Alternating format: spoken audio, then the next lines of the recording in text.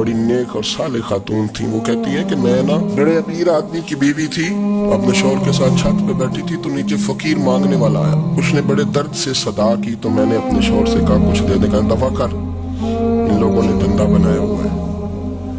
کہتی میں میکے سے بھی بڑا مال لے کے آئی تھی, میرے ماں باپ بڑے امیر تھے, میں نے نا چوری اپنے خامہ سے نظر بچا کے باتھ روم جانے کے بہانے گئی اور نیچے جا کے 5 دینار میں نے اس فقیر کی ہتھیلی پہ رکھے. کہتے اس نے 5 دینار دیکھے, پھر میری طرف دیکھا تو میں نے اس کی آنکھوں میں آنسو چمکتے دیکھے. کہنے لگے بی بی رب تیرا بھلا کرے, میں 3 دنوں کا بھوکا ہوں. کہ وہ چلا گیا. میں گھر آ گئی, باہر آئی تو میرا شوہر کہنے لگا تو اتنی اب اتنی تو تیز ہو گئی ہے اور تو اتنی خود مختار ہو گئی ہے, میرے بغیر پوچھے مال خرچ کرے گی, جا تجھے 3 طلاقیں. کہتی میں بالدار اور وزادار باپ کی بیٹی تھی, طلاق لے کے گھر آئی تو میرا باپ ٹوٹ گیا, چارپائی پہ چلا گیا. اوہو یہ کیا بن گیا. کہتی بڑی تکلیف رہی. 1-2 سال کے بعد میرے ابا نے میری شادی کر دی. اب جس شوہر کے پاس گئی وہ بڑا نیک تھا, پرہیزگار تھا, اللہ نے بہترین صلہ دیا. کتنی چھت پہ بیٹھی تھی, دروازے پہ فقیر آیا, میں نے شوہر سے کہا کچھ دے دوں. کہنے لگا 5 نہ دینا, 15 دینا, 20 دینا, میں فقیر ہوں, میں نے فقر سے دولت دیکھی ہے, اسے خالی نہ لوٹانا. کہتی ہے کہ میں نیچے گئی اور جب میں نے اس کی طرف دینار بڑھائے تو میری چیخ نکلی, پیسے پھینک کے میں بے ہوش ہو کے گری. میرا شوہر نے آ کے اٹھایا, اندر لے گیا, پانی منہ پہ چھڑکا. کہنے لگا تجھے کیا ہوا. کہنے لگی یہ جو مانگنے آیا یہ میرا پہلا شوہر تھا, وہی تھا جو کہتا تھا کہ تو 5 دینار دے آئیے, جا تجھے 3 طلاقیں. پڑھو نا حدیث پاک. میرے نبی پاک علیہ السلام نے فرمایا ایک بندہ گنجا تھا. گنجا کوئی ترتیب آگے پیچھے ہو جائے تو مفہوم کے لحاظ سے, لیکن میں مفہوم اس کا واضح کرتا ہوں. ایک گنجا تھا, کوئی شے نہیں تھی, سر پہ بال بھی نہیں تھے, رویا کرتا تھا. اللہ تعالیٰ نے فرشتے کو بھیجا, تجھے کیا چاہیے. تو کہنے لگا بال آ جائے اور تھوڑا مال آ جائے. فرشتے نے ہاتھ پھیرا تو بال بھی آ گئے تو بکریاں بھی آ گئیں, لائنیں لگ گئیں, مال ہی مال ہو گئے. دوسرے کے پاس گیا, وہ کوڑا تھا, اس کو جا کے کہا کیا چاہیے. کہنے لگا شفا ہو جائے اور کچھ اللہ تعالیٰ آسانی کر دے. شفا بھی ہو گئی, گائیں بھی دے دی, بھینسیں بھی دے دی, مال ہی مال ہو گئی. پھر ایک کے پاس گیا, وہ اندھا تھا, تجھے کیا چاہیے. اس نے کہا آنکھیں مل جائیں اور کچھ ساتھ اللہ مال دے دے. اونٹ ہی اونٹ ہو گئے. جب بڑا نواز دیا تو پھر مالک نے امتحان لینے کا ارادہ کیا. یاری تیری سونا ہے پر آزمائشاں بھی تیریاں اگ, آزمائشاں تیریاں, صحیح کہہ رہا ہوں, آزمائشاں تیریاں. یاری تیری سونا ہے پر آزمائشاں تیریاں, یہ سونا پرکھیا جان دائی پہلو نہ لگاں دے لگ. اللہ نے فرمایا آزمائش کرو. سب سے پہلے گنجے کے پاس آئے, اسے کہا اللہ کے رستے میں کچھ دے. کہنے لگا میرے خرچے ہی بڑے. دیکھو تو صحیح کتنی مشکل میں وقت گزارتا ہوں, حال ہی کوئی نہیں. تو اس نے کہا میں نے تو سنا تو گنجا اور بھوکا ننگا تھا. کہنے لگا میں تو جدی پوچھتی رہی سی اعظم ہوں, تو یہ کس پاگل نے کہا ہے بھاگ جا. اس نے کہا اچھا جیسے تو تھا ویسے ہی ہو جائے. کھیت کھلیان اجڑ گئے, پھر سے گنجا ہو گیا. حضور علیہ السلام فرمانے لگے, پھر وہ اس کے پاس گیا جو کوڑا تھا, اسے کہا کچھ دے. کہنے لگا خرچے بڑے. اب پوچھ لیں کسی امیر آدمی سے, کہے گا چکی کے نیچے ہاتھ ہے میرا, میرے سے زیادہ تو پریشان بندہ ہی کوئی نہیں.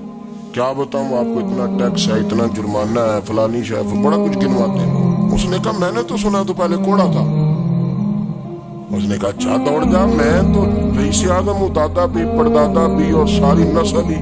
اس نے کہا اچھا جیسے تو تھا ویسے ہی ہو جائے. پھر وہ گیا اندھے کے پاس اور جا کے کہا اللہ کے نام پہ کچھ دے. تو کہنے لگا رب کے نام پہ, یہ کھڑے ہیں اونٹ, جتنے تیرے دل کرے لے جا. اس نے کہا کیا معنی اس بات کا. کہنے لگا یار تجھے کیا بتاؤں, میں تو اندھا تھا, میں نے تو کبھی دنیا دیکھی نہیں تھی. پھر اس کریم نے فضل کیا تو مجھے بڑا کچھ دکھایا. میں کیا بتاؤں, میرا دل کر رہا کہہ دوں کہ پھر اس نے کعبہ دکھایا, پھر اس نے روضہ رسول دکھایا, پھر اس نے ریاض الجنہ کے سجدے دکھا, پھر اس نے اپنے محبوب کے دروازے کی رونقیں دکھائیں. اس نے بڑا کچھ دیا, اس نے بڑا نوازا. میرے پاس تو شاید میں بدکار پرانا خادم, کسے در ملی نہ ٹوئی، تے واصف یار نے نظر جو کی تھی پھر واصف ہی ہوئی، یہ تو اس کا کرم ہوا۔ تو یہ وہ کہنے لگا تو اللہ کے نام پہ جان مان، میں وہ بھی دینے کو تیار، میرے پر تو شے ہی کوئی نہیں تھی، مجھے تو اپنا پتہ ہے، میں تو کوئی شے نہیں تھا، کچھ نہیں تھا میرے پاس، یہ تو ان کا کرم ہے کہ رخ ان کا ادھر ہے۔ اور مختصر سی میری کہانی ہے، یہ جو بھی ہے ان کی مہربانی ہے۔ تو وہ کہنے لگا میں بھی کچھ لینے نہیں آیا تھا، تیری آزمائش ہی کرنے آیا تھا، تیری عزتیں بھی سلامت رہیں گی، تیرا مال بھی سلامت رہے گا، تیری شفا بھی۔ اپنی زندگی میں کبھی بھی اللہ کی بارگاہ سے توجہ ادھر ادھر نہ کریں، چھوڑیں لوگ کیا کر رہے ہیں، دنیا کیا کہہ رہے ہیں، کبھی بھی اپنی توجہ دائیں۔ ہمارا یہ مسئلہ بن گیا کہ ہماری سیاست ہے، ہماری دنیا داری ہے، ہم بندوں کو راضی کرنا چاہتے ہیں، ہم دیکھتے ہیں کون کس طرح، اور آپ یقین کریں آپ تھک جائیں گے، بندے راضی نہیں ہوں گے، وہ نہیں راضی ہوتے، آپ ان کو منا کے لائیں گے تو ادھر والے نکل جائیں گے، ادھر کو منائیں گے تو ادھر والے نکل جائیں گے۔ اس چکر سے باہر آئیں، اس رب کو راضی کریں جو فرماتا ہے ان الذین آمنوا وعملوا الصالحات سیجعل لهم الرحمن ودا۔ فرمایا تو ایمان لانے کے بعد نیک عمل کر، میں لوگوں کے دلوں میں تیری محبت پیدا کر دوں گا، رحمان لوگوں کے دلوں میں محبت ڈال دے گا، اللہ لوگوں کے دلوں میں۔ اپنی نظر ہمیشہ اپنے رب پہ رکھیں، اتنی لمبی چوڑی دنیا داروں سے امیدیں نہ وابستہ کریں۔ میں نے دیکھا ہے لوگ کاسا لیسی کرتے ہیں، کبھی اس کے دروازے پہ کبھی اس کے دروازے پہ، ان چکروں سے باہر آئیں اور اپنے رب کی بارگاہ کی طرف توجہ کریں، استغفار شوق سے پڑھا کریں۔ اور اکیلے میں